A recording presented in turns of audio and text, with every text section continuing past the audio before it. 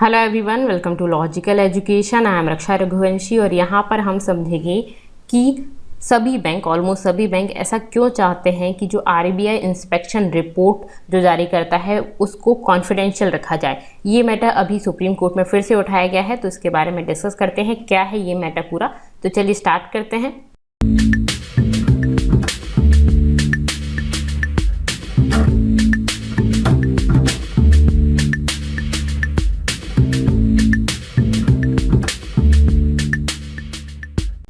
आप मुझे Telegram, Instagram और फेसबुक पर फॉलो कर सकते हैं। टेलीग्राम पर आपको मेरी वीडियोस की पीडीएफ मिल जाएंगी, प्लस इंस्टा पर आप मुझसे क्वेश्चंस भी कर सकते हैं। और अगर अभी तक आपने चैनल को सब्सक्राइब नहीं किया तो आप इसको सब्सक्राइब कर लीजिए, जिससे मेरे नेक्स्ट वीडियोज़ की अपडेट आपके पास आ जाए। चलिए बात करते हैं। देखिए क्या न्यूज़ है। बेसिकली देखिए, एक इशू है कि bank should disclose inspection report by RBI, a division bench led by justice L Nageswara Rao. देखिए क्या है मैटर, पूरा समझते हैं। कि एक इशू चल रहा है काफ़ी पहले से कि जो बैंक हैं उनको इंस्पेक्शन रिपोर्ट डिस्क्लोज करनी चाहिए या नहीं करनी चाहिए। मतलब कि ये बैंक की जो इंस्पेक्शन रिपोर्ट है उसको आरबीआई डिस्क्लोज करे या नहीं करे। क्या मतलब है इसका? जैसे कि फ्रॉड हो जाते हैं ना, बैंक का पैसा लेके विजय माल्या जैसे लोग चले जाते हैं, ठीक है। कुछ विलफुल डिफ़ॉल्टर भी होते हैं, कुछ ऐसे भी होते हैं जो बैंकरप्ट हो गए, मतलब जिनके पास पैसा नहीं है, जो नहीं दे पा रहे हैं, तो अनविलफुल डिफ़ॉल्टर भी होते हैं। तो उनकी जो लिस्ट निकलती है, ठीक है, किस किस ने बैंक के साथ डिफ़ॉल्टर जो हैं उन्होंने किस तरह से पैसा लिया है, ये सब कुछ, तो इसकी जो रिपोर्ट है उसको पब्लिक के सामने लाया जाए या नहीं लाया जाए, ठीक है, ये मैटर है।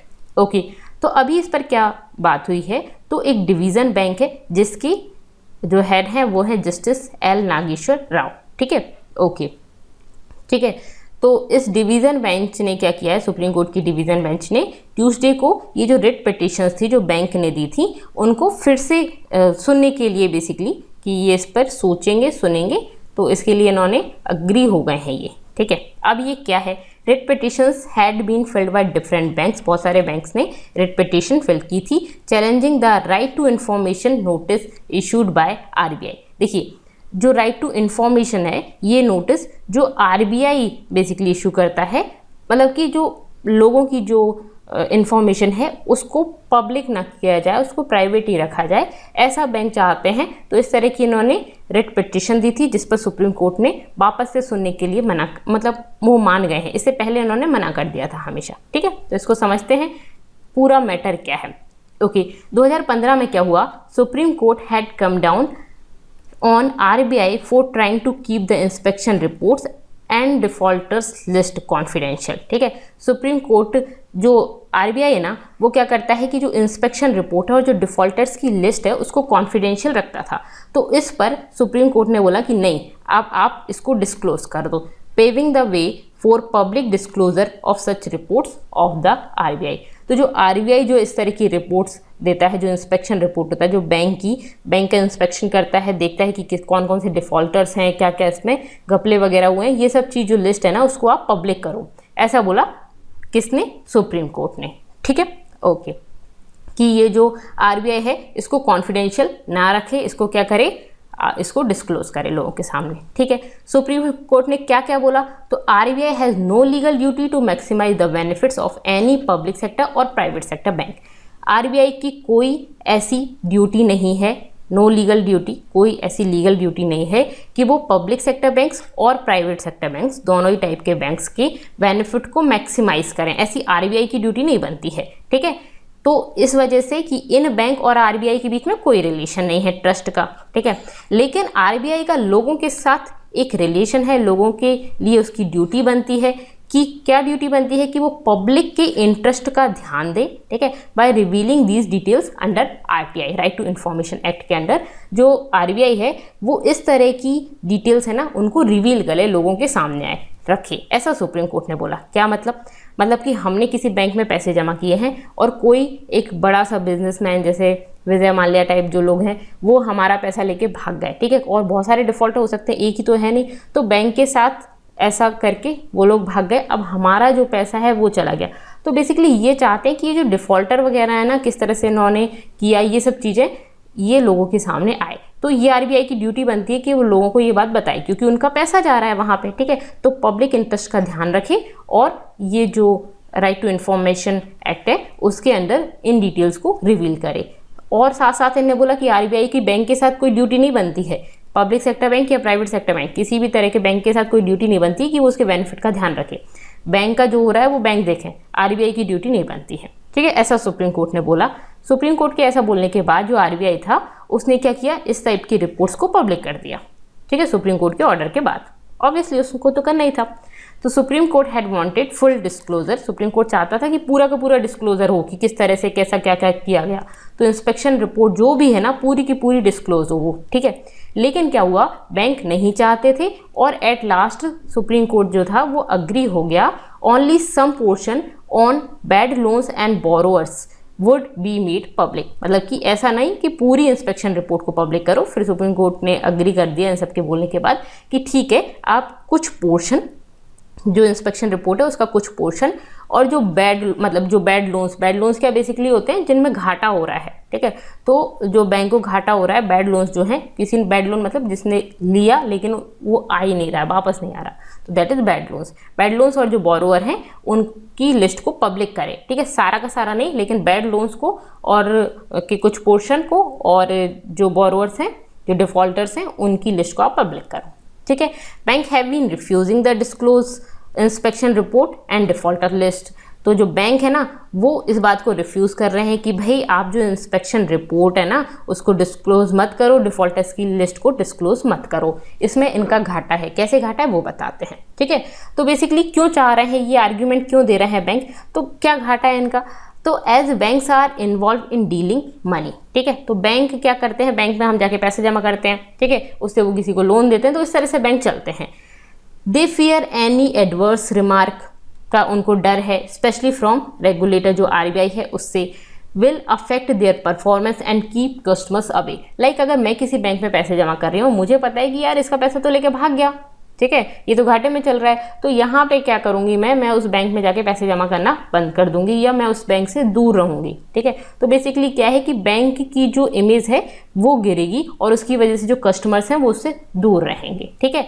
बैंक लेड बाय एसबीआई, जो बेसिकली एसबीआई के नेतृत्व में जो बैंक्स हैं, उन्होंने बोला कि जो बैंक हैं are driven by trust and faith, ठीक है। जो बैंक है वो उनका हमारा मेन मोटिव क्या है, ट्रस्ट और फेथ है, ठीक है, ऑफ देयर क्लाइंट्स। लेकिन अगर आप इस चीज़ को पब्लिक कर दोगे तो जो पब्लिक का ट्रस्ट है वो नहीं बना रहेगा, फेथ नहीं बना रहेगा, वो मतलब डर जाएंगे कि भाई हमारा पैसा सिक्योर है भी कि नहीं है।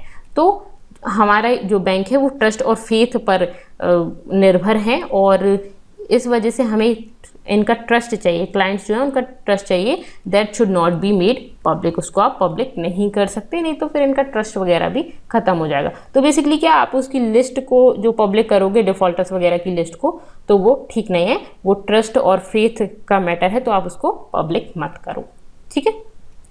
ओके, प्राइवेट बैंक्स जो हैं वो क्या बोलते हैं, अब ये तो जो पब्लिक बैंक है उनका कहना है, लेकिन प्राइवेट बैंक का ये कहना है कि हम तो आरटीआई एक्ट हम पर अप्लाई नहीं होता, राइट टू इन्फॉर्मेशन एक्ट हम पर अप्लाई नहीं होता, ठीक है। तो ये ऐसा बोल रहे हैं, तो मतलब दोनों ही बच रहे हैं, पब्लिक सेक्टर बैंक और प्राइवेट सेक्टर बैंक दोनों ही बच रहे हैं कि हम पर तो ये अप्लाई नहीं हो रहा। वो बोल रहे हैं कि अरे हम पर अप्लाई हो रहा है लेकिन हमारा क्या फेथ और ट्रस्ट पर है, तो आप इसको मत करो, ठीक है। ओके, नेक्स्ट क्या है, banks also argued that privacy is a fundamental right. Bank का ऐसा कहना है कि जो प्राइवेसी है वो हमारा फंडामेंटल राइट है, हमारा नहीं हर किसी का फंडामेंटल राइट है, privacy should not be violated. अगर आप इसको डिस्क्लोज करेंगे तो वो जो फंडामेंटल राइट है हमारा प्राइवेसी का, वो क्या कर रहे हैं, आप वायलेट कर रहे हो, तो इसको वायलेट नहीं करना चाहिए, फंडामेंटल राइट को आप वायलेट नहीं कर सकते by making client information public. अगर आप किसी भी डिफॉल्टर ही है वो इंसान, लेकिन वो उसकी इन्फॉर्मेशन को पब्लिक कर रहे हो, तो इसका मतलब क्या है, आप फंडामेंटल राइट जो है उसको, प्राइवेसी का जो हमारा फंडामेंटल राइट है उसको वायलेट कर रहे हो, जो कि आपको नहीं करना चाहिए। Okay, issue has come several times before supreme court. ऐसा नहीं कि फर्स्ट टाइम आया, बहुत बार सुप्रीम कोर्ट के सामने आया है, लेकिन सुप्रीम कोर्ट मना करता रहा, ठीक है, कि नहीं नहीं जो हमारा डिसीजन है वही चलेगा। अभी लास्ट टाइम क्या हुआ, अप्रैल 2021 में, इस ईयर अप्रैल में सुप्रीम कोर्ट ने डिसमिस कर दिया द पिटिशन ऑफ 10 बैंक्स टू रिकंसिडरेशन की इन्होंने पिटिशन डाली थी, उसको इसने खारिज कर दिया, डिसमिस कर दिया। और फिर क्या हुआ, इसके बाद 2 जुलाई को क्या हुआ, डिवीज़न बेंच थी सुप्रीम कोर्ट की, उसने भी रिफ्यूज़ कर दिया। 2 बैंक थे जिन्होंने बोला कि जो डिफ़ॉल्टर्स की लिस्ट जो आरबीआई निकाल रहा है उसको, उस पर आप क्या लगा दो, स्टे लगा दो, ठीक है, इसको मत निकालने दो, इन बैंक्स की जो लिस्ट थी, ठीक है, इसमें जो डिफ़ॉल्टर्स ने जो बैड लोन वगैरह लिए होंगे फिर उनको नहीं चुकाएगा, तो उस लिस्ट को आप नहीं निकालने दो, पब्लिक मत करने दो, इसने बोला। लेकिन सुप्रीम कोर्ट ने इसको भी रिफ्यूज़ कर दिया। तो अभी ये फिलहाल के मैटर हैं, ठीक है। इससे पहले भी कुछ हुए हैं इस तरह के, क्या हुए हैं, जैसे कि ये जो बैंक हैं वो क्यों इस इंस्पेक्शन रिपोर्ट को डिस्क्लोज करने के अगेंस्ट है, उसको समझ लेते हैं। इससे पहले क्या मैटर हुए वो भी समझेंगे, ठीक है। मैनी फील, बहुत सारे बैंक ऐसा फील करते हैं कि that RBI's inspection report on various banks with details on alleged malpractices and mismanagement, ये भी पता चलेगा। ऐसा नहीं है कि डिफॉल्टर्स का ये पता चलेगा, यहाँ पे जो बैंक है उनकी गलतियाँ भी हमें पता चलेंगी, ठीक है। और इस वजह से एक कॉम्प्लिकेटेड सिचुएशन सामने आएगी कि बैंक पर लोगों का फेथ भी कम होगा। तो ये बैंक का डर भी है कि भाई अगर ऐसा हो गया तो जो इसमें बैंक में जो बड़ी बड़ी पोस्ट पर जो अधिकारी थे उनका भी गलतियां नजर आएंगी, ठीक है। Reports have details about how the banks are manipulated by borrowers ने किस तरह से मैनिपुलेट किया बैंक को, एंड ऑफिशियल्स, ठीक है। Bank want to keep them under wrap, तो बैंक चाहते हैं कि भाई वो पर्दे के पीछे ही रहें और वो सब चीज़ें लोगों के सामने ना आए, इस वजह से वो डर रहे हैं, ठीक है। वो तो सामने बोल रहे हैं लेकिन उनके पीछे का डर ये है, ठीक है। जो राइट टू इन्फॉर्मेशन एक्ट को आप क्या कर रहे हो, आप उसको वायलेट कर रहे हो, ये तो पीछे की बात, सामने की बात है, लेकिन एक्चुअल मैटर ये है, ठीक है। Okay, if reports and defaulters list made public it will affect banks image. Obviously ये बैंक की इमेज को भी अफेक्ट करेगा कि किस तरह से ऑफिशियल्स वगैरह जो हैं उनको बोरोअर्स ने मैनिपुलेट कर दिया, किस तरह से बैंक को मैनिपुलेट किया और किस तरह से उन्होंने पैसा ले लिया और फिर वो भाग गए, ठीक है। इनकी गलतियां भी नजर आएंगी, ठीक है। ओके, अब और क्या है नेक्स्ट, तो कस्टमर्स में also keep out of banks with poor track record. Obviously कि कस्टमर को बैंक का जो पुअर ट्रैक रिकॉर्ड है, ये जो रिकॉर्ड बैंक का दिखाई देगा कि भाई ये तो हमेशा इनके साथ तो प्रॉब्लम ही होती जा रही है, बैड लोन ये देते जा रहे हैं और बाद में लोग इनका चुका नहीं रहे हैं, इसका तो लास्ट 5 ईयर्स का, लास्ट 2 ईयर्स से ये तो घाटे में जा रहा है, तो वो उससे दूर रहेंगे, ठीक है। फ्रेंकली बैंक क्या करते हैं, बैंक डिस्क्लोज करते हैं the list of wilful defaulters की लिस्ट को डिस्क्लोज करते हैं और डिफॉल्टर्स के नेम को डिस्क्लोज करते हैं। एक ही बात है, कौन से डिफॉल्टर्स के नेम, जिन पर इन्होंने लोन रिकवरी के लिए बोला है कि भाई लोन रिकवरी हमें इनकी करनी है। एक तो डिफॉल्टर जो लेके भाग गए, विलफुल डिफॉल्टर हैं, इनके पास पैसा है लेकिन देना नहीं चाहते, ठीक है। लाइक विजय माल्या, उसके पास पैसा है लेकिन वो देना नहीं चाहता। कुछ ऐसे हैं जो दे ही नहीं सकते कि भाई तुम तो कैसे भी करके ले लो, मैंने तो सारा निकाल के रख दिया, हमारे पास बस यही है, ले सकते हो तो ले लो। तो कुछ ऐसे भी हैं, ठीक है, और कुछ विलफुल डिफॉल्टर हैं, तो उनसे रिकवरी के लिए इन्होंने बोला उनकी लिस्ट को अब ये सबके सामने लाते हैं, पब्लिक करते हैं। ओके, ठीक है। Legal battle for the disclosure of inspection reports and defaulters list started. कब स्टार्ट हुआ ये, जब एक आरटीआई एक्टिविस्ट है, राइट टू इन्फॉर्मेशन एक्टिविस्ट, क्या नाम है इनका, जयंती लाल मिस्त्री, इन्होंने ये जो information under right to information act 2005 है उसके अंडर इन्होंने आरबीआई को बोला कि भाई आप क्या करो, इन जो इंस्पेक्शन रिपोर्ट है उसको पब्लिक करो, ठीक है। तो उसके बाद ये मैटर स्टार्ट हुआ, ठीक है, और ये मैटर जो है वो सुप्रीम कोर्ट में चला गया। ये गुजरात बेस्ड कोऑपरेटिव बैंक 2010 में, ठीक है।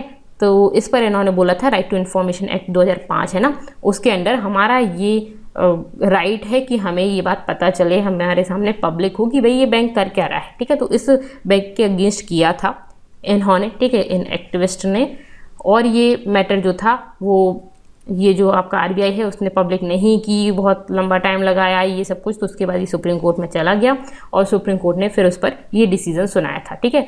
अब फाइनली क्या है, सुप्रीम कोर्ट ने वापस उस पर बात करने के लिए बोल दिया है। इसका रिजल्ट क्या आएगा ये तो हमें अभी नहीं पता। बाकी आप बताइए, मैंने दोनों तरह के मैटर आपके सामने रख दिए, सुप्रीम कोर्ट का क्या कहना है, राइट टू इन्फॉर्मेशन एक्ट आपको पता ही है, और ये जो बैंक है उनका कहना क्या है, और ये कितना सही है या कितना नहीं, और क्या करना चाहिए, ठीक है। ये आप अपना कमेंट में ज़रूर अपना ओपिनियन बताइएगा। आपसे इस टाइप के क्वेश्चंस पूछे जाते हैं इंटरव्यू में। तो यहाँ पर इतना ही। Thank you so much, thanks for watching. आपको वीडियो पसंद आया है तो लाइक, सब्सक्राइब और शेयर जरूर करिएगा। Thank you.